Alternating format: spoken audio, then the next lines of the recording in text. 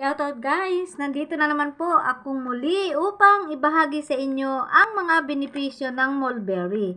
Alam nyo ba guys na ang mulberry ay mayaman ito sa mga vitamina at minerals. Tulad na lamang ng vitamin C, vitamin K, iron, fiber, protein, calcium, carbohydrates at potassium.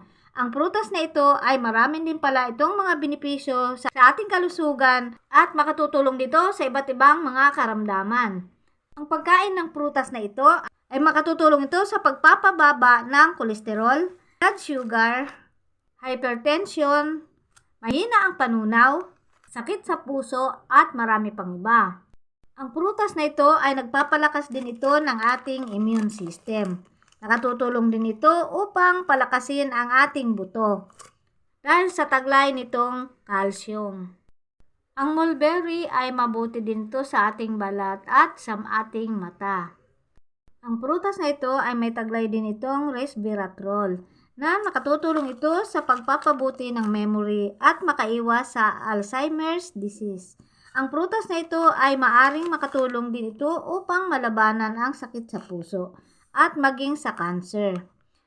Ang prutas na ito ay pwede rin itong kainin ng sariwa o pinatuyo na parang pasas. Ayon sa mga pag-aaral, 30 gramo o 40 gramo lamang ang dapat kainin sa araw-araw upang mapanatiling balanse at maging malusog at maganda ang ratio ng bad cholesterol sa good cholesterol.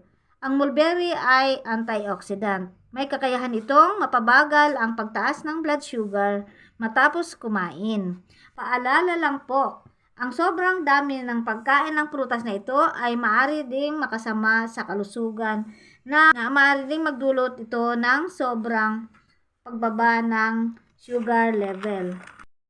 At ugaliin pa rin po natin na magpakonsulta sa doktor. Okay guys? Thank you for watching and don't forget to like and share. Bye!